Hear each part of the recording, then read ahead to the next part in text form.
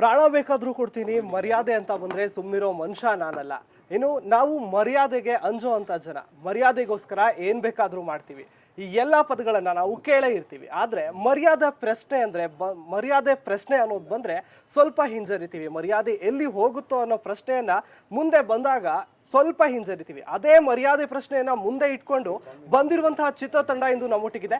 ಬನ್ನಿ ಆ ಚಿತ್ರತಂಡದ ಜೊತೆಗೆ ಮರ್ಯಾದೆ ಪ್ರಶ್ನೆ ಅಂದ್ರೆ ಏನು, ಯಾವ ಕಾರಣಕ್ಕೆ ಮರ್ಯಾದೆ ಪ್ರಶ್ನೆ ಬಂತು, ಪ್ರತಿಯೊಂದು ವಿಚಾರವನ್ನ ಮಾತನಾಡ್ತಾ ಹೋಗೋಣ. ಸರ್, ನಿಮ್ಮೆಲ್ಲರಿಗೂ ಕಾರ್ಯಕ್ರಮಕ್ಕೆ ಸ್ವಾಗತ. ಥ್ಯಾಂಕ್ ಯು ಸರ್, ಬಹಳ ಖುಷಿ ಆಯ್ತು. ಸರ್, ಮರ್ಯಾದೆ ಪ್ರಶ್ನೆ ಈ ಟೈಟಲ್ ಅನ್ನ ಕೊಟ್ಟವ್ರು ಯಾರು ಸರ್? ನಮ್ಮ ನಿರ್ದೇಶಕರಿಗೆ ಮಿಡ್ ನೈಟಲ್ಲಿ ಒಂದಿನ ಈ ಟೈಟ್ಲು ಹೊಡೆದು ನಮ್ಮ ನಿರ್ಮಾಪಕರ ಜೊತೆ ಮಾತಾಡಿ ಕೊನೆಗೆ ಎಲ್ಲರೂ ಖುಷಿಯಾಗಿ ಬೆಳಗಿನ ಜಾವ ಒಪ್ಕೊಂಡು okay let's go with it ಅಂತ ಹೊರಟಿದ್ದಾರೆ. ಸರ್, ಮರ್ಯಾದೆ ಪ್ರಶ್ನೆ ಒಂದು ಸೂಕ್ಷ್ಮ ವಿಚಾರ. ಮರ್ಯಾದೆ ಅನ್ನೋದು ಅದನ್ನೇ ಮುಂದಿಟ್ಕೊಂಡು ಸಿನಿಮಾ ಮಾಡಬೇಕು ಅಂತ ಯಾಕೆ ಅನ್ನಿಸ್ತು? ಓ, ಅಂದರೆ ನಾವೆಲ್ಲ ಯಾರಾದ್ರೂ ಮಾತಾಡ್ಬೋದು. ಇದು ಎಲ್ಲರೂ ಮಿಡಲ್ ಕ್ಲಾಸ್ ಜೀವನದ ಒಂದು ಕತೆ. ಮಿಡಲ್ ಕ್ಲಾಸ್ ಜೀವನದಕ್ಕೆ ಒಂದು ಕನ್ನಡಿ ಅಂತ ಹೇಳ್ಬೋದು. ಆ್ಯಂಡ್ ಮಿಡಲ್ ಕ್ಲಾಸ್ ಜನ ಜಾಸ್ತಿ ಅಂಜೋದು ಮರ್ಯಾದೆಗೆ. ನಾವು ಬೇರೆಯವ್ರ ಮುಂದೆ ಚೆನ್ನಾಗಿ ಕಾಣಬೇಕು, ಒಳ್ಳೆ ಹೆಸರು ಮಾಡಬೇಕು, ಅಥವಾ ಸಮಾಜದಲ್ಲಿ ನಾವು ಸತ್ತರೆ ಹಿಂಗೆ ಸಾಯಬೇಕು, ಬದುಕಿದ್ರೆ ಹಿಂಗೆ ಬದುಕಬೇಕಂತ ಸಾಕಷ್ಟು ಚೌಕಟ್ಟುಗಳಿರ್ತವೆ.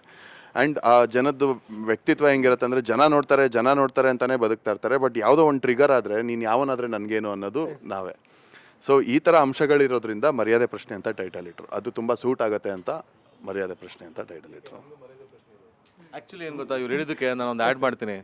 ಅಂದರೆ ಸತ್ತ ಮೇಲೂ ಕೂಡ ಮರ್ಯಾದೆಯಿಂದ ಸಾಯಬೇಕು ಅನ್ನೋದಿದೆಯಲ್ಲ, ಮರ್ಯಾದೆ ಅನ್ನೋದು ಒಂಥರ ಮುಂಗಾರುಮಳೆ ಗಣೇಶ್ ಅವರು ಇದರಲ್ಲಿ ಪರಪರ ಅಂತ ಕೆರ್ಕೊಳ್ಳೋದ್ರಲ್ಲಿ ಹೇಳ್ತಾರಲ್ಲ, ಸತ್ತ ಮೇಲೂ ದಿನ ಪ್ರೀತಿಸ್ತೀನಿ ಅಂತ. ಹಂಗೆ ನಮ್ಗೆ ಏನು ಹೇಳ್ಕೊಡ್ರೆ ಸತ್ತ ಮೇಲೂ 4 ಜನ ನಿನ್ನ ಒಳ್ಳೇದಕ್ಕೆ ನೆನ್ಪಿಟ್ಕೊಂಡಿರ್ಬೇಕು, ಸಾಲ ಕೊಡದೆ ಸತ್ತದ ನೋಡೋದಪ್ಪ ಏನು ಅಂತ ಅನಿಸ್ಬಾರ್ದು. ಆ ಥರನೂ ಮರ್ಯಾದೆ ಉಳ್ಕೋಬೇಕಲ್ವಾ. ಆ್ಯಂಡ್ ಇಲ್ಲಿ ಇನ್ನೊಂದು ವರ್ಗನೂ ಇದೆ. ನಮ್ಮ ರಾಕಿ ಅವರು, PK ಅವರು, ಅದು ಒಂದು ವರ್ಗ ಇದೆ ಬೆಂಗಳೂರಲ್ಲಿ. High class elite society people. ಅವರು ಮರ್ಯಾದೆ ಪ್ರಶ್ನೆ ಆದರೆ ಅವ್ರು ಅದನ್ನು ಪ್ರೆಸ್ಟೀಜ್ ಅಂತಾರೆ, ಇಮೇಜ್ ಅಂತಾರೆ. ಬಟ್ ಅವರು ಅದಕ್ಕೆ ಬಡ್ದಾಡ್ತಾರೆ. ಸರ್, ಇನ್ನು ನೀವು ಸಾಕಷ್ಟು ವರ್ಷಗಳ ನಂತರ ತೆರೆ ಮೇಲೆ ಬರ್ತಿದ್ದೀರಾ, ಹೇಗೆ ಅನಿಸ್ತಿದೆ ಸರ್? ಇಲ್ಲ, ಸಾಕಷ್ಟು ವರ್ಷ ಅಂತ ಏನಿಲ್ಲ, ಬರ್ತಾನೆ ಇದ್ದೆ ಅವಾಗ ಕನ್ಸಿಸ್ಟೆಂಟ್ ಆಗಿ, ಫ್ರೀಕ್ವೆಂಟ್ ಆಗಿ ಬರ್ತಾ ಇದ್ದೆ. ಬಟ್ ಒಳ್ಳೆ ಸಿನಿಮಾ ಮಾಡೋಣ, ಜಾಸ್ತಿ ಇವಾಗ ಬಿಗ್ ಬಾಸ್ ಆದಮೇಲೆ ಇರೋ ಏನು ಜನ ಪ್ರೀತಿ ತೋರಿಸಿದ್ದಾರೆ, ಅದಕ್ಕೆ ಒಳ್ಳೆ ಕತೆ ಚೂಸ್ ಮಾಡೋಣ. ಅವ್ರಿಗೆಲ್ಲರಿಗೂ ಒಂದು ಎಕ್ಸ್ಪೆಕ್ಟೇಷನ್ ಇದೆ, ಅದಕ್ಕೆ ಫುಲ್ಫಿಲ್ ಮಾಡಬೇಕು ಅಂತ ಟೈಮ್ ತೊಗೊಂಡೆ.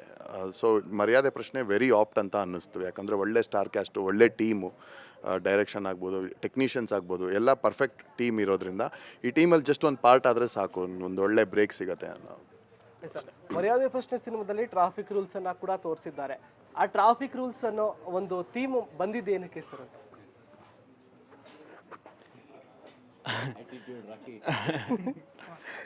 ಟ್ರಾಫಿಕ್ ರೂಲ್ಸ್ ಅನ್ನೋದು ಅದು ಬರೀ ಒಂದು ವರ್ಗಕ್ಕೆ ಇಲ್ಲ, ಬರೀ ಒಂದು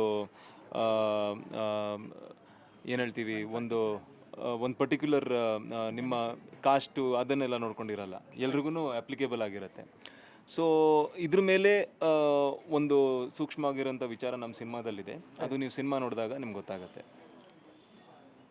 ಸರ್, ಕಾಮನ್ ಆಗಿ ಸಿನಿಮಾ ಮಾಡಬೇಕಾದ್ರೆ ಯಾವುದೋ ಒಂದು ಥೀಮ್ ಇರುತ್ತೆ, ಅಥವಾ ಲವ್ ಇರುತ್ತೆ, ಅಥವಾ ಆಕ್ಷನ್ ಇರುತ್ತೆ, ಅಥವಾ ಫ್ರೆಂಡ್ಶಿಪ್ ಇರುತ್ತೆ. ಇದೆಲ್ಲದನ್ನು ನಿಮ್ಮ ಸಿನಿಮಾದಲ್ಲಿ ಒಟ್ಟಿಗೆ ಕೊಟ್ಟಿದ್ದೀರಾ. ಇದು ಎಷ್ಟು ಒಂದು ರೀತಿ ಜನಕ್ಕೆ ಅಟ್ರಾಕ್ಟ್ ಆಗ್ತಿದೆ ಅಂತ? ಅಂದರೆ ಪ್ರತಿಯೊಂದು ವಾಟ್ ಎವರ್ ಎಸೆನ್ಸ್ ನೀವು ಏನು ಹೇಳ್ತೀರಾ, ಅದೊಂದು ಇದ್ದಾಗಲೇ ಒಂದು ಡ್ರಾಮಾ ಅಂತ ನಾವು ಕ್ರಿಯೇಟ್ ಮಾಡೋಕ್ಕಾಗುತ್ತೆ. ಸೊ ಆ drama with respect to family oriented ಅಂತ ನಾವು ಏನು ಹೇಳ್ತೀವಿ, ಅದು ನಮ್ಮ ಸಿನಿಮಾದಲ್ಲಿದೆ. ಎಲ್ಲರಿಗೂ ಒಂದು ಟೇಕ್ ಅವೇ ಪಾಯಿಂಟ್ ಇದೆ ಈ ಸಿನಿಮಾಲಿ. ಕಾಲೇಜ್ ಹುಡುಗರಿಗೂ ಒಂದು ಟೇಕ್ ಅವೇ ಪಾಯಿಂಟ್ ಇದೆ, ಮಾಸ್ ಆಡಿಯನ್ಸ್ಗೆ ಒಂದು ಟೇಕ್ ಅವೇ ಪಾಯಿಂಟ್ ಇದೆ, ತೀರಾ ಫ್ಯಾಮಿಲಿಯವ್ರಿಗೂ ಒಂದು ಟೇಕ್ ಅವೇ ಪಾಯಿಂಟ್ ಇದೆ. ಆ್ಯಂಡ್ ಮೆಸೇಜ್ ಹೇಳಬೇಕು ಅಂತ ಏನೂ ಹೇಳಿಲ್ಲ, ಆ ಕಥೆಯಲ್ಲೇ ಒಂದು ಮೆಸೇಜ್ ಹುಟ್ಕೊಳ್ಳುತ್ತೆ ಅದನ್ನು ನೋಡೋದ್ರಿಂದನೇ. ಸರ್, ಮರ್ಯಾದೆ ಪ್ರಶ್ನೆ ಸಿನಿಮಾದಲ್ಲಿ ಸ್ಟಾರ್ ಕಾಸ್ಟ್ ತುಂಬಾನೇ ದೊಡ್ಡದಿದೆ, ಸಾಕಷ್ಟು ಜನ ಇದ್ದಾರೆ. ಹೇಗೆ ಎಲ್ಲ ಒಂದಾದ್ರಿ ಅಂತ? ಒಬ್ಬೊಬ್ಬರಿಗೆ ಅಂದರೆ ಡೈರೆಕ್ಟ್ರು ಮತ್ತು ಪ್ರೊಡ್ಯೂಸರ್ ಎಲ್ರಿಗೂ ಫೋನ್ ಮಾಡಿ ಕತೆ ಹೇಳಿದ್ರು. ಸೊ ಅಂದರೆ ಎಲ್ರಿಗೂ ಮನಸ್ಸು ಮುಟ್ತು. ಆಮೇಲೆ ಸಖತ್ತಾಗಿದೆಯಲ್ಲ ಇದನ್ನ ಯಾಕೆ ಮಾಡಬಾರ್ದು. ಆಮೇಲೆ ಸಖತ್ ಸ್ಟುಡಿಯೋ ತುಂಬ ಹಾನೆಸ್ಟ್ ಪ್ರೊಡಕ್ಷನ್ ಹೌಸು, ಅಂದರೆ ತುಂಬ ಪ್ರೀತಿಯಿಂದ ಮಕ್ಕಳ ಥರ ನೋಡ್ಕೊತಾರೆ. ಸೊ ಇದೆಲ್ಲೋ ಒಂದು ಟೆಂಪ್ಟೇಷನ್ ಥರ ಅನ್ಸುತ್ತಲ್ಲ ನಿಮ್ಗೊಂದು ಅದ್ಭುತವಾದ ಕತೆ ಅಂದಾಗ. ನೀವು ಹೇಳ್ದಂಗೆ ಇದೊಂದು ಸಿನಿಮಾದಲ್ಲಿ ಫ್ಯಾಮಿಲಿ ಇದೆ, ಫ್ರೆಂಡ್ಶಿಪ್ ಇದೆ, ಅದಾದಮೇಲೆ ಒಂದು ಒಳ್ಳೆ ಲವ್ ಸ್ಟೋರಿ ಇದೆ, ಎಲ್ಲ ಥರದ್ದು ಒಂದು ಬದುಕು ಅಂದಮೇಲೆ ನಿಮ್ಗೆ ಎಲ್ಲ ಥರದ್ದು ಹೊಡೆದಾಟಗಳು ಇರುತ್ತಲ್ವ. ಸೊ ಅದಷ್ಟನ್ನು ಕ್ರೋಢೀಕರಿಸಿ ಒಂದು ಬ್ಯೂಟಿಫುಲ್ ಆಗಿರೋ ಒಂದು ಸಬ್ಜೆಕ್ಟ್ ಮಾಡಿದಾಗ ಎಲ್ರಿಗೂ ಟೆಂಪ್ಟ್ ಆಗುತ್ತೆ, ಇಂಥ ಸಬ್ಜೆಕ್ಟಲ್ಲಿ ನಾವು ಇರಬೇಕು ಗುರು ಅಂತ. ಆಮೇಲೆ ನನಗನ್ಸೋ ಮಟ್ಟಿಗೆ ಇವ್ರಿಗಿದು ಅದ್ಭುತವಾದ ಒಂದು ಕ್ಯಾರೆಕ್ಟರ್. ಅಂದರೆ ಮರ್ಫಿ ಮಾಡಿದ ನಂತರ, ಅಂದರೆ ಈಗ ರಿಲೀಸ್ ಆಗಿ ಇನ್ನು 1 ತಿಂಗಳಲ್ಲಿ ಮರ್ಯಾದೆ ಪ್ರಶ್ನೆ ಅಂತ ಒಂದು ಸಿನಿಮಾದಲ್ಲಿ ಆ ಥರ ಒಂದು ಪಾತ್ರ ಮಾಡಿ ಅದ್ರ ಮೇಲೊಂದಿದೆ. ಬಟ್ ಇವ್ರ ಪಾತ್ರ ನೀವು ನೋಡಬೇಕು ಅಂದರೆ ಆ ಥರ ಒಂದು ವರ್ಸಾಟಿಲಿಟಿ ಕೊಡೋಕ್ಕೆ ಸಾಧ್ಯ ಆಗಿ ಇಮಿಡಿಯೇಟಾಗಿ ಒಂದು ವೈರುಧ್ಯ ಕೊಡೋಕ್ಕೆ ಸಾಧ್ಯ ಆದರೆ ಅದು ಅವ್ರಿಗೂ ಇಷ್ಟ ಆಗುತ್ತೆ. ಆಮೇಲೆ ನನಗೂ ಅಷ್ಟೇ, ನಾನು ಇದರಲ್ಲಿ ಒಬ್ಬ ಕ್ಯಾಬ್ ಡ್ರೈವರಾಗಿ ಮಾಡಿರೋದು, ನಾನು ಇದು ಮುಂಚೆ ಮಾಡಿರೋ ಪಾತ್ರಗಳೇ ಬೇರೆ ಥರ ಇತ್ತು. ಈ ಪಾತ್ರ ಒಂಥರ ಟೆಂಪ್ಟ್ ಮಾಡುತ್ತೆ, ಸಖತ್ತಾಗಿದೆ. ಈ ಥರ ಒಂದು ಸೆಟಲ್ ಆಗಿ ತುಂಬ ಕ್ವಾಯಿಟ್ ಆಗಿ ಹಾನೆಸ್ಟ್ ಆಗಿರೋ ಪಾತ್ರಗಳು ಭಾಳ ಇಷ್ಟ ಆಗುತ್ತೆ. ಆಮೇಲೆ ನೀವು ಹೇಳ್ದಂಗೆ ರಾಕೇಶ್ ಅವರು ಒಂದು ಪಾತ್ರ ಅಂದರೆ ಅವ್ರು ಯಾವ್ಯಾವ ಥರ ಪಾತ್ರಗಳು ಮಾಡಿದ್ದೀವಿ ಅಂತ ನಾವು ಎಲ್ಲರೂ ಆಲ್ರೆಡಿ ನೋಡಿದ್ದೀವಿ. ಆಮೇಲೆ ಆ ಥರ ಮನುಷ್ಯನಿಗೆ ಒಂದು ಕಾಯುವಿಕೆ ಇರುತ್ತಲ್ಲ, ನಾನು ಒಂದು ಕಂಬ್ಯಾಕ್ ಇವಾಗ ಮಾಡ್ತೀನಿ ನೋಡಿ, ಇವಾಗ ನಾನು ಈಗ ಒಂದು ಟೈಮ್ ತೊಗೊಂಡಿದ್ದಾನೆ ಒಬ್ಬ ಮನುಷ್ಯ ಅಂದರೆ ಆ ಟೈಮ್ನಲ್ಲಿ ಅವ್ನು ಏನು ಮಾಡ್ತಿರ್ತಾನೆ, ಆ ಟೈಮ್ನಲ್ಲಿ ಏನು ಯೋಚಿಸ್ತಾ ಇರ್ತಾನೆ ಅನ್ನೋದು ಭಾಳ ಇಂಪಾರ್ಟೆಂಟ್ ಆಗುತ್ತೆ. ಅದು ಏನು ಯೋಚಿಸ್ದ, ಹೆಂಗೆ ಪ್ರಿಪೇರ್ ಆದ, ಏನು ಮಾಡ್ದ ಅನ್ನೋದು ಎಂಡ್ ಪಾಯಿಂಟ್ ಇದೆಯಲ್ಲ. ಸೊ ರಾಕೇಶ್ ಅವರು ಅಷ್ಟು ದಿನ ಏನು ಮಾಡಿದ್ರು ಅನ್ನೋ end point result this film. ತುಂಬ ಏನು ಮಜಾ ಅಂದರೆ ಇದರಲ್ಲಿ ಈಗ ಮರ್ಯಾದೆ ಪ್ರಶ್ನೆಯಲ್ಲಿ ಸೃಷ್ಟಿ ಮಾಡಿರೋಂಥ ಪಾತ್ರಗಳು ಮತ್ತು ಅದಕ್ಕೆ ಕಾಸ್ಟ್ ಮಾಡಿರೋ ಕ್ಯಾರೆಕ್ಟರ್ಸ್ ಎರಡೂ ತುಂಬ ಚೆನ್ನಾಗಿದೆ. ಅಂದರೆ ಡಿರೆಕ್ಟರ್ ಮತ್ತು ಪ್ರೊಡ್ಯೂಸರ್ ಅವರು ಭಾಳ ಪರ್ಟಿಕ್ಯುಲರ್ ಆಗಿದ್ದರು ಮತ್ತು ಭಾಳ ಕ್ಲಿಯರ್ ಇದ್ದರು. ಯಾಕೆ ಎಲ್ಲ ಪಾತ್ರಗಳು ಹೈಲೈಟ್ ಆಗ್ತಾಯಿದೆ, ಎಲ್ಲ ಪಾತ್ರಗಳನ್ನು ನೋಡ್ತಾ ಇರೋ ಅಷ್ಟು ಪ್ರೇಕ್ಷಕರು ಗುರುತಿಸ್ತಾ ಇದ್ದಾರೆ ಅಂದರೆ ಅದು ಒಳ್ಳೆ ಕಾಸ್ಟಿಂಗ್ ಆಗಿರೋದು ಮತ್ತು ಆ ಕ್ಯಾರೆಕ್ಟರ್ನ ತುಂಬ ಚೆನ್ನಾಗಿ ಬರೆದಿರೋದು ನಮ್ಮ ಸಿನಿಮಾದ plus point. Sir, cinema release ಆಗಿ ಒಂದು ಉತ್ತಮ ಪ್ರದರ್ಶನ ಕಾಣ್ತಿದೆ ಅಂತ ಗೊತ್ತಾದಾಗ ಎಷ್ಟು ಖುಷಿ ಆಯಿತು ಅಂತ? ಅಂದರೆ ನಾವು ಇದನ್ನು ಪ್ರಿಡಿಕ್ಟ್ ಮಾಡಿದ್ವಿ, ಈ ಥರ ಒಂದು ರಿಸಲ್ಟ್ ಆಂಟಿಸಿಪೇಟ್ ಮಾಡಿ. ಯಾಕಂದರೆ ನಾವು ಮಾಡ್ತಾ ನಿಮಗೆ ಆ್ಯಕ್ಟ್ರ್ಗಳದ್ದು ಒಂದು ಅಡ್ವಾಂಟೇಜ್ ಏನು ಗೊತ್ತಾ, ನಾವು ಇಷ್ಟು ಸಿನಿಮಾಗಳಲ್ಲಿ ವರ್ಕ್ ಮಾಡ್ತಿರ್ತೀವಲ್ಲ, ನಮಗೆ ಸೆಟ್ಟಲ್ಲಿ ಗೊತ್ತಾಗುತ್ತೆ ಈ ಸಿನಿಮಾ ರಿಸಲ್ಟ್ ಏನಾಗ್ಬೋದು ಅಂತ. ಅಂದರೆ ಆ ಸೆಟ್ಟಲ್ಲಿ ಹೆಂಗೆ ವರ್ಕ್ ನಡೀತಾ ಇದೆ, ಯಾವ ಒಬ್ಬರ ಜೊತೆ ಒಬ್ರು ಹೆಂಗೆ ಬಿಹೇವ್ ಮಾಡ್ತಾ ಇದ್ದೀವಿ ಆ್ಯಕ್ಟ್ರ್ಗಳಾಗಿ ಇನ್ನೊಬ್ಬರಾಗಿ, ಅಲ್ಲಿ ಆ ಒಂದು ಎನ್ವೈರನ್ಮೆಂಟ್ ನಮ್ಗೆ ಹೇಳ್ತಾ ಇರುತ್ತೆ. ಓಕೆ, ಇದೆಲ್ಲಿಗೆ ಹೋಗುತ್ತೆ ಅಂತ ನಮ್ಗೆ ಗೊತ್ತಾಗ್ತಾ ಹೋಗುತ್ತೆ. ಸೊ ನಮಗೆ ಸೆಟ್ಟಲ್ಲಿ ಗೊತ್ತಾಗಿತ್ತು. ಸೊ ಒಂದು ಹೈ ಟೆನ್ಷನ್ ಸೀನು ಬಿಫೋರ್ ಒಂದು ಇದೊಂದು ಹೇಳ್ಬಿಟ್ಟು ಇಂಟರ್ವಲ್ಗಿಂತ ಮುಂಚೆ ಇರೋ ಒಂದು ಹೈ ಟೆನ್ಷನ್ ಸೀನಲ್ಲಿ ನಾವು ಆ್ಯಕ್ಟ್ ಮಾಡ್ಬೇಕಾದ್ರೆ ಎಷ್ಟು ಸೀರಿಯಸ್ ಆಗಿದ್ವೋ, ಅದು of the screen like short ನಿಂತ ನಂತರ ಇಮಿಡಿಯೇಟಾಗಿ ನಾವು ಎಷ್ಟು ಜೋಕ್ ಮಾಡ್ತಾಯಿದ್ವಿ, ಎಷ್ಟು ಆರಾಮಾಗಿರ್ತಾ ಇದ್ವಿ. ಸರ್, ಅದನ್ನೇ ಕೇಳೋಣ ಅಂತ ಬಂದೆ. ಸರ್, ಆ ಸೆಟ್ ಕ್ರಿಯೇಟ್ ಮಾಡಬೇಕಾದ್ರೆ ಶೂಟಿಂಗ್ ಸೆಟ್ನಲ್ಲಿ ಒಂದು ಜೋಕ್ ಇರ್ಬೋದು, ಇನ್ನೊಂದು ಏನಾದರೂ ಒಂದು ಕ್ರಿಯೇಟ್ ಆಗಿರುತ್ತೆ, ಅದನ್ನೇನಾದರೂ ಹೇಳ್ಬೋದಾ? ಏನು ನಾವೇನು ಕ್ರಿಯೇಟ್ ಮಾಡೋಂಗಿಲ್ಲ. ಶೈನ್ ಶೆಟ್ಟಿ ಅವರು ಇದ್ರು ನಮ್ಮ ಜೊತೆಗೆ. ಶೈನ್ ಶೆಟ್ಟಿ ಇದ್ದಾರೆ ಅಂದರೆ ಇಡೀ ಸೆಟ್ ಒಂಥರ ಗಿಲ್ಲ ಅಂತಿರುತ್ತೆ. ಅಲ್ಲ, ನಾನು ಸ್ವಲ್ಪ ಹಂಬಲ್ ಇರೋದ್ರಿಂದ ನಾನು ಹೇಳ್ಕೊಳ್ಳಲ್ಲ ನನ್ನ ಬಗ್ಗೆ. ಬಟ್ ಹಿರಿಕರು ಹೇಳ್ತಾರೆ ಕೇಳಿ. ಓ ಸಾರಿ, ಇವರಲ್ಲ ವಯಸ್ಸಾಗಿ. ಹಾಂ, ಏನು ಹೇಳಿ? ಅದೇ ಸರ್, ಸೆಟ್ಟಲ್ಲಿ ಯಾವ ರೀತಿ ಸೆಟ್ಟಲ್ಲಿ ಸರ್ ನಾನು ತುಂಬ ಡೀಸೆಂಟ್ ಹುಡುಗ, ಮರ್ಯಾದಸ್ಥ. ಹಾಂ, ಅದೇ ಸರ್, ನಾನು ಆ ಥರ ಎಲ್ಲ ನಾನು ಇದೇ ಮಾಡಲ್ಲ ಸರ್, ಎಂಟರ್ಟೈನೇ ಮಾಡಲ್ಲ ನಾನು. ಸೆಟ್ಟಲ್ಲಿದ್ದರೆ ನನಗೆ ಬರೀ ಏನು ಕೆಲಸ ಇದೆ ಅದ್ರ ಬಗ್ಗೆ ಫೋಕಸ್ ಮಾಡ್ತಾ ಇರ್ತೀನಿ. ಅದು ಮುಗಿಸ್ತಾ ಮನೆಗೆ ಹೊರಡ್ತಾ ಇರೋದು ಅಷ್ಟೇ ಸರ್. ಜೋಕ್ಸ್ ಮಾಡೋದು ಮಧ್ಯದಲ್ಲಿ, ಇದರಿಂದ ಆಚೆ ಬರೋದು, ಅದೆಲ್ಲ ಇಲ್ಲ, ಮರ್ಯಾದೆ ಇರಬೇಕು. ಸರ್, ಯಾರು ಸರ್ ಮಾಡ್ತಿದ್ದೀವಿ ಹಾಗಿದ್ರೆ? ಇವಾಗ ಮಾಡ್ತಾ ಇದಾರಲ್ಲ ಹಿಂಗೆ, ಇದೇ ಜೋಕು, ಇದೇ ಥರ ಜೋಕ್ ಮಾಡ್ತಾ ಇದ್ದಿದ್ದು ಅವರು. ಆ್ಯಂಡ್ ಅವಾಗಲೇ ಹೇಳಿದ್ರಲ್ಲ, ಅಲ್ಲ ಸರ್, ಈಗಲೂ ಕೂಡ ಸೀರಿಯಸ್ ಆಗಿದ್ದಾರೆ. ಅವಾಗಲೇ ಹೇಳಿದ್ರಲ್ಲ ರಿಸಲ್ಟ್ ಹೆಂಗಿದೆ ಅಂತ. ಒಂದು ಪಾಯಿಂಟ್ ನಾನು ಆ್ಯಡ್ ಮಾಡೋಕ್ಕೆ ಇಷ್ಟ. ತುಂಬ ಕಡೆ ನಾವು ನೋಡಿದ್ದು, ನಾವು ಸಿನಿಮಾ ನೋಡಿ 5 ವರ್ಷ ಆಗಿತ್ತು, ನಾವು ಸಿನಿಮಾಗೆ ಬಂದೇ 10 ವರ್ಷ ಆಗಿತ್ತು, ಆ ಥರ ಫ್ಯಾಮಿಲಿ ಆಡಿಯನ್ಸ್ ಬರ್ತಾ ಇದ್ದಾರೆ. ಸೊ ಅದೊಂದು ಆ್ಯಕ್ಚುಲಿ ನಮ್ಮೆಲ್ಲರಿಗೂ ಒಂದು ಗುಡ್ ಸೈನ್. ಹೌದು, ಕಾಮನ್ ಆಗಿಬಿಟ್ಟಿದೆ ಈ ಇತ್ತೀಚಿನ ದಿನಗಳಲ್ಲಿ. ಸೊ ಈ ಲಾಂಗು, ಕತ್ತಿ ಅದೆಲ್ಲ ಜಾಸ್ತಿ ಆಗಿತ್ತು. ಒಂದು ಫ್ಯಾಮಿಲಿ ನೋಡುವಂಥ ಒಂದು ಸಿನಿಮಾ ಬೇಕಿತ್ತು. ಆ್ಯಂಡ್ ಟ್ರಸ್ಟರ್ಸ್, ನಾವು ಇಷ್ಟು ಥಿಯೇಟ್ರ್ ವಿಸಿಟ್ ಮಾಡ್ತಾ ಇದ್ದೀವಿ, ಪ್ರತಿಯೊಂದು ಥಿಯೇಟ್ರಲ್ಲೂ ಇನ್ಫ್ಯಾಕ್ಟ್ ಫ್ಯಾಮಿಲೀಸೇ ಬರ್ತಾ ಇದ್ದಾರೆ. ಆ್ಯಂಡ್ ಫ್ಯಾಮಿಲೀಸ್ ಬಂದು ನೋಡಿದಾಗ ಇವ್ರದ್ದು ಯಾರ್ದು ಸುನಿಲ್ ಸರ್ದು ಮತ್ತು ತೇಜು ಅಣ್ಣ ತಂಗಿ ಆಗಿರ್ತಾರೆ, ಆ ಬಾಂಧವ್ಯದ ಬಗ್ಗೆ ಮಾತಾಡ್ತಾರೆ. ಒಂದಿಷ್ಟು ಲೋವರ್ ಮಿಡಲ್ ಕ್ಲಾಸ್ ಜನರು ಏನು ಬಂದು ನೋಡ್ತಾರೆ, ಇದು ನಂಗೆ ತುಂಬ ಹತ್ತಿರ, ಈ ಸೀನ್ ನಮಗೆ ತುಂಬ ಕನೆಕ್ಟ್ ಆಯ್ತು ಸರ್, ಈ ಸೀನಲ್ಲಿ ನನಗೆ ಅಳು ಬಂತು ಸರ್, ಈ ಥರ ಎಲ್ಲ ವಿಚಾರ ಮಾತಾಡ್ತಾರೆ. ಸರ್, ಇತ್ತೀಚಿನ ದಿನಗಳಲ್ಲಿ ಮಿಡಲ್ ಕ್ಲಾಸ್ ಅವರು ಅನುಭವಿಸ್ತಾ ಇರುವಂತಹ ಒಂದು ಜೀವನ ನಡೆಸ್ತಾ ಇರುವಂತಹ ಶೈಲಿಯನ್ನೇ ಮೂವಿ ಮಾಡಿದ್ದೀರಾ. ಬೆಂಗಳೂರಲ್ಲೂ ಕೂಡ ಸಾಕಷ್ಟು ಲೋಕಲ್ ಪ್ಲೇಸಲ್ಲೇ ಶೂಟ್ ಮಾಡಿರುವಂಥದ್ದು. ಅಂಥ ಸಂದರ್ಭದಲ್ಲಿ ರೆಸ್ಪಾನ್ಸ್ ಹೇಗಿತ್ತು ಸರ್, ಶೂಟಿಂಗ್ ಅಂತ ಮಾಡುವಂಥ ಸಂದರ್ಭದಲ್ಲಿ?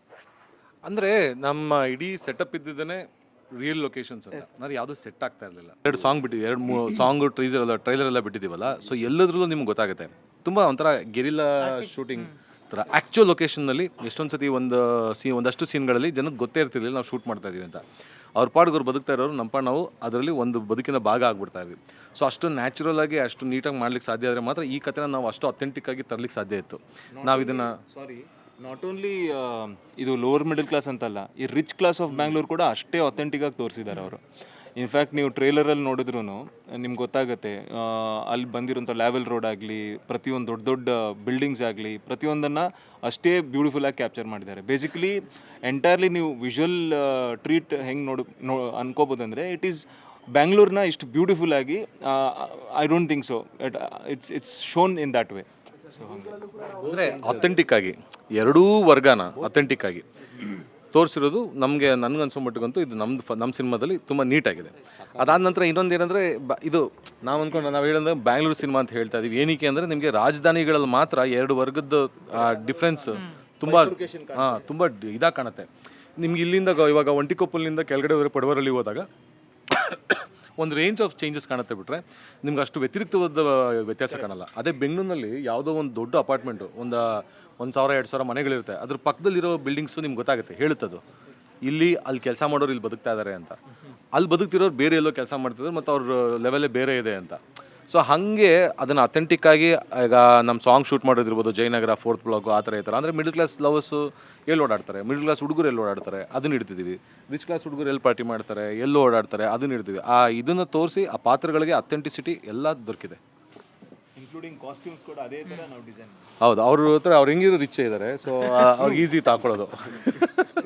ಈಗ ಒಬ್ಬೊಬ್ಬರಾಗಿ ಕೊನೆ ಪ್ರಶ್ನೆ, ನಿಮ್ಮ ಮರ್ಯಾದೆ ಪ್ರಶ್ನೆ ಅನ್ನೋ ಸಿನಿಮಾವನ್ನ ಪ್ರೇಕ್ಷಕರು ಈಗ ನೋಡ್ತಿದ್ದಾರೆ, ಮತ್ತಷ್ಟು ಪ್ರೇಕ್ಷಕರು ಯಾಕೆ ನೋಡ್ಬೇಕು ಒಬ್ಬೊಬ್ಬರಾಗಿ? ಯಾಕೆಂದರೆ ಈಗ ಆಲ್ರೆಡಿ ನೋಡಿರೋರು ಒಂದಷ್ಟು ರಿವ್ಯೂ ಕೊಡ್ತಾ ಇದ್ದಾರೆ, ಅದು ನಾವು ಶೂಟ್ ಮಾಡಿರ್ತೀವಿ ಮತ್ತು ನಿಮಗೂ ಅವ್ರು ಹೇಳಿರ್ತಾರೆ ಕೂಡ. ಈಗ ನನಗೆ ಅನ್ಸೋ ಮಟ್ಟಿಗೆ ನಾವು ಸಿನಿಮಾ ಥಿಯೇಟ್ರಿನ ಆಚೆ ಬರ್ಬೇಕಾದ್ರೆ ಒಂದಷ್ಟು ಜನ ವಯಸ್ಸಾದವರು, ಒಂದು ಅಜ್ಜಿ ನಮ್ಮ ಮುಂದೆ ನಿಂತ್ಕೊಂಡು ಅಳೋಕ್ಕೆ ಶುರು ಮಾಡೋರು. ಅವ್ರು ಕಣ್ಣೀರನ್ನ ತಮ್ಮ ಸೀರಿಯಸ್ ಆಗಿ ಔಸ್ಕೊಬಿಡ್ತಾ ಇದ್ರು. ಏನಾಯಿತು ಅಂತ ಕೇಳಿದ್ರೆ, ಇಲ್ಲಪ್ಪ ನಂಗೆ ಏನು ಹೇಳೋಕ್ಕೆ ಇಷ್ಟ ಇಲ್ಲ. ಅಂದರೆ ನಿಮ್ಗೆ ಹೇಳ್ದಿರೋ ಯಾವುದೋ ಒಂದು ಭಾವನೆಯನ್ನು ನಮ್ಮ ಸಿನಿಮಾ ಹುಟ್ಟಿಸ್ತಾ ಇದೆ.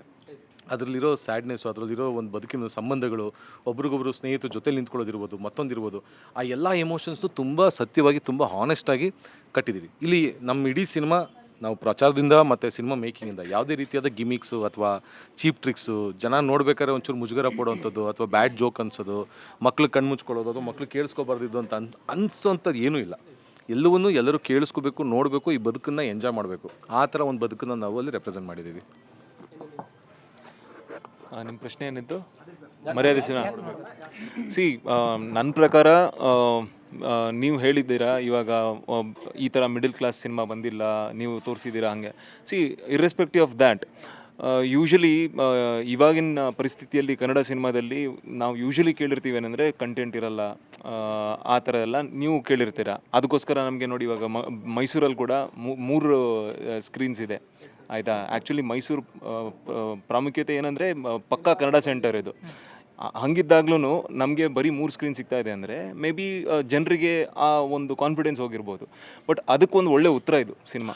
ಈ ಕಂಟೆಂಟ್ ಇಲ್ಲ ಅಂತ ಏನು ಹೇಳ್ತಾರೆ ನೋಡಿ, ಅದಕ್ಕೊಂದು ಈ ಕಂಟೆಂಟ್ ಇಲ್ಲ ಅಂತ ಏನು ಹೇಳ್ತಾರೆ, ಅದಕ್ಕೊಂದು ಒಳ್ಳೆ ಉತ್ತರ ಕೊಡುವಂಥ ಒಂದು ಸಿನಿಮಾ ಇದು. ಸೊ ಜನರು ಆ್ಯಕ್ಚುಲಿ ಬಂದಿದ್ದನ್ನು ನೋಡಿದರೆ, ಆ್ಯಂಡ್ ಥಿಯೇಟ್ರಿಕಲಿ ಕೂಡ ಅದನ್ನು ಹಾಗೆ ಡಿಸೈನ್ ಮಾಡಿದ್ದಾರೆ. ಒಂದು ಎಕ್ಸ್ಪೀರಿಯೆನ್ಸ್ ಆಗಬೇಕು, ಥಿಯೇಟ್ರಿಕಲ್ ಎಕ್ಸ್ಪೀರಿಯೆನ್ಸ್ ಜನರಿಗೆ ಆಗಬೇಕಂತ ಸೌಂಡ್ ಡಿಸೈನ್ ಆಗಲಿ, ವಿಜುವಲ್ ಟ್ರೀಟ್ಮೆಂಟ್ ಆಗಲಿ, ಪ್ರತಿಯೊಂದು ವಿಚಾರನೂ ಹಾಗೆ ಮಾಡಿದ್ದಾರೆ. ಸೊ ಜನರು ಥಿಯೇಟ್ರಿಗೆ ಹೋಗಿ ಸಿನಿಮಾ ನೋಡಬೇಕು. ಸೊ ಆ ಥರದ್ದೊಂದು ಸಿನಿಮಾ ನಮ್ಮದು. ಮರ್ಯಾದೆ ಅಂದರೆ ಭಾಳ ಚಿಕ್ಕದಾಗಿ ಹೇಳಬೇಕು ಅಂದರೆ ಸತ್ಯವಾಗಿರೋದಂತ, ಟ್ರೂತ್ಫುಲ್ ಆಗಿರೋದಂತ. ನಮ್ಮ ಕ್ರಾಫ್ಟು ನಮ್ಮ ಸಿನಿಮಾನೂ ಅಷ್ಟೇ. ಪೂರ್ಣ ಅವ್ರು ಹೇಳ್ದಂಗೆ ಯಾವುದೇ ಗಿಮಿಕ್ ಇಲ್ಲ, ಪ್ರಭು ಸರ್ ಹೇಳ್ದಂಗೆ ಯಾವುದೇ ಪ್ರತಿ ಡಿಪಾರ್ಟ್ಮೆಂಟನ್ನು ತುಂಬ ಅಚ್ಚುಕಟ್ಟಾದ ಕೆಲಸ ಮಾಡಿದೆ ಮತ್ತು ತುಂಬ ಪ್ರಾಮಾಣಿಕವಾಗಿ ಕೆಲಸ ಮಾಡಿದೆ. ನಮ್ಮ ಸಿನಿಮಾ ಕಂಪ್ಲೀಟ್ ಆಗೋದು ಜನ ನೋಡಿದ ಮೇಲೇ. ನಾವು ಸ್ಕ್ರೀನಲ್ಲಿ ದ ಎಂಡ್ ಹಾಕಿದ್ರೆ ಅದು ಮುಗಿದ್ಬಿಡಲ್ಲ, ಶೂಟಿಂಗ್ ಮುಗಿದ್ರೆ ಸಿನಿಮಾ ಮುಗಿಯಲ್ಲ, ನೋಡಿ ಅವ್ರ ಸ್ಮೃತಿಗೆ ಸೇರುತ್ತಲ್ಲ. ಈ ಸತ್ಯವಾದ ವಿಚಾರಗಳು, ಈ ಸತ್ಯವಾದ ಪ್ರಭಾವಳಿಗಳು ಜನಕ್ಕೆ ತಲುಪಬೇಕು. ಹಂಗಾಗಿ ಜಾಸ್ತಿ ನಮ್ಮ ಮರ್ಯಾದೆ ಪ್ರಶ್ನೆನ ಎಲ್ಲರೂ ನೋಡಬೇಕಷ್ಟೆ. ಮತ್ತು ನಮ್ಮ ಟ್ರೇಲರ್ನ ನೋಡಿ, ನಮ್ಮ ಕಂಟೆಂಟ್ಸ್ಗಳನ್ನು ನೋಡಿ. ಸೊ ಇದನ್ನು ನೋಡಿಬಿಟ್ಟು ನೀವು ಇಂಪ್ರೆಸ್ ಆಗಿಲ್ವಾ, ಒಂದಿಷ್ಟು ರಿವ್ಯೂಸನ್ನು ನೋಡಿ. ಎಲ್ಲನೂ ಸುಮ್ಮನೆ ಕಟ್ಟೋಕ್ಕಾಗಲ್ಲ ಅಲ್ವಾ. ಸೊ ಅದಕ್ಕೆ ಅದನ್ನ ನೋಡಿದ್ದು ಇಂಪ್ರೆಸ್ ಆಗಿಲ್ವಾ, ಸಿನಿಮಾನ ನೋಡಿ ಡೆಫಿನೆಟಾಗಿ ಇಂಪ್ರೆಸ್ ಆಗ್ತದೆ ನೋಡಿ. ಸರ್, ಸಿನಿಮಾ ಯಾಕೆ ನೋಡಬೇಕು? ನಮ್ಮ ಸಿನಿಮಾ ಕನ್ನಡ ಸಿನಿಮಾ, ಅದಕ್ಕೆ ನೋಡಬೇಕು ಫಸ್ಟು. ಅಲ್ಲ, ಅದು ಫಸ್ಟು. ಅದಾದಮೇಲೆ ಈ ಸಿನಿಮಾಲ್ಲಿ ಇರೋ ಕಥೆಗಳು ಏನೇನಿದೆ 99% ಎಲ್ಲರ ಜೀವನದಲ್ಲೂ ಒಂದು ಸತಿ ಆದರೂ ನಡೆದಿರುತ್ತೆ. ಕೆಲವು ಹೇಳ್ಕೊಂಡಿರ್ತಾರೆ, ಕೆಲವರು ಕೆಲವರು ಅನುಭವಿಸಿರ್ತಾರೆ. ಅದು ಒಂದೊಂದು ಹೇಳ್ಕೊಬೋದು, ಒಂದೊಂದು ಹೇಳ್ಕೊಳಕ್ಕಾಗಲ್ಲ. ಸೊ ಅಟ್ಲೀಸ್ಟ್ ಸಿನಿಮಾ ನೋಡಿದ್ರೆ ಆ ಸಿನಿಮಾ ಜೊತೆ ಅವರೇ ಮಾತಾಡ್ಬೋದು ಅಟ್ಲೀಸ್ಟ್. ಇದೊಂದು ಹಾನೆಸ್ಟ್ ಪ್ರಯತ್ನ. ಆ್ಯಂಡ್ ಕನ್ನಡಿಗರಲ್ಲಿ ಒಗ್ಗಟ್ಟು ಬಯಸ್ತೀವಲ್ಲ ನಾವು ಎಲ್ಲ ಕಡೆ ಎಲ್ಲದರಲ್ಲೂ ಒಗ್ಗಟ್ಟಾಗಿರಬೇಕು ಅಂತ, ಅದೇ ಥರ ಸಿನಿಮಾಗೂ ಒಂದು ಒಗ್ಗಟ್ಟು ಇರಬೇಕಾಗತ್ತೆ, ಪ್ರೇಕ್ಷಕರಲ್ಲೂ ಒಂದು ಒಗ್ಗಟ್ಟು ಇರಬೇಕಾಗತ್ತೆ. ಒಂದು ಖುಷಿ ವಿಷಯ ಏನಂದರೆ ಸಾಕಷ್ಟು ಶೋಗಳು ಗುಂಪಲ್ಲಿ ಬಂದು ನೋಡ್ತಾ ಇದ್ದಾರೆ. ಅಂದರೆ ಇಡೀ ಅಪಾರ್ಟ್ಮೆಂಟ್ ಅವ್ರು ಒಂದು ಶೋ ಬುಕ್ ಮಾಡ್ಕೊಂಡು ನೋಡಿದ್ರು, ಜೈ ಕರ್ನಾಟಕ ವೇದಿಕೆಯವರು ಅವರೇ ಒಂದು ಶೋ ಬುಕ್ ಮಾಡ್ಕೊಂಡು ನೋಡಿದ್ರು. ಆ ಥರ ಒಂದು ಒಗ್ಗಟ್ಟು ಪ್ರದರ್ಶನ ಆಗ್ತಾ ಇದೆ. ಅಂದರೆ ಒಳ್ಳೆ ಸಿನಿಮಾನ ಬೆಳೆಸಬೇಕು, ಒಳ್ಳೆ ಕಂಟೆಂಟ್ಗಳನ್ನ ನಿಲ್ಲಿಸಬೇಕು. ಯಾಕಂದರೆ ಬೇರೆ ರಾಜ್ಯಗಳು ಅಥವಾ ಬೇರೆ ಸಿನಿಮಾಗಳು ನೋಡಿದ್ರೆ, ಕಂಪೇರ್ ಮಾಡಿದ್ರೆ ವೀಕ್ಷಣೆಯಲ್ಲಿ ನಾವು ಸ್ವಲ್ಪ ಹಿಂದೆ ಇದ್ದೀವಿ. ಅದು ಎರಡೂ ಕಡೆಯಿಂದ ಇಶ್ಯೂಸ್ ಆಗಿದೆ.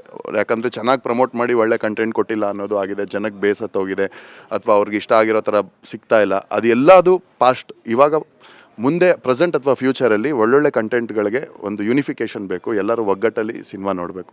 ಸೊ ಆ ಥರ ಒಂದು ಕಂಟೆಂಟ್ ಬಂದಾಗ ನೀವೆಲ್ಲರೂ ನಿಮ್ಮ ಫ್ಯಾಮಿಲಿ ಜೊತೆ ಅಥವಾ ಎಲ್ಲರೂ ಹೆಂಗೆ ಒಂದು ಟ್ರಿಪ್ ಹೋಗ್ತಿರೋ ಅಥವಾ ದೇವಸ್ಥಾನಕ್ಕೆ ಹೋಗ್ತಿರೋ, ಅದೇ ಥರ ಎಲ್ಲ ಒಟ್ಟಿಗೆ ಒಂದು ಸಿನಿಮಾ ನೋಡೋಣ ಅನ್ನೋ ಒಂದು ಕಲ್ಚರ್ ಡೆವಲಪ್ ಆಗ್ತಾ ಹೋದರೆ, ಅದೊಂದು ಕಲ್ಚರ್ ಆದರೆ, ಸಿನಿಮಾ ವೀಕ್ಷಣೆ ಒಂದು ಕಲ್ಚರ್ ಆದರೆ, ಈ ಥರ ಒಳ್ಳೊಳ್ಳೆ ಕಂಟೆಂಟ್ಗಳು ಬರ್ತಾರೆ, ನಮ್ಮ ಥರ ಒಳ್ಳೊಳ್ಳೆ ಕಲಾವಿದರುಗಳು ಹುಟ್ಕೊತಾರೆ. ಎಲ್ಲೆಲ್ಲಿದೆ ಒಂದ್ಸಲ ಹೇಳ್ಬಿಡಿ. ಇಷ್ಟೋ ತನಕ ನಾವೇನು ಮಾಡಿದ್ವಿ, ಎಷ್ಟು ನಾವು ಕ್ವಶನ್ ಕೇಳಿ ಕ್ವಶನ್ಗೆ ನಮ್ದು ಕ್ವಶನ್ಗೆ ಆನ್ಸರ್. ಅಂದ್ರೆ ಒಂದು ವರ್ಡ್ ಹೇಳ್ತೀನಿ, ಆ ವರ್ಡ್ ಇರುವಂತಹ 3 ಸಿನಿಮಾ ಹೆಸರುಗಳನ್ನ ಹೇಳ್ಬೇಕು.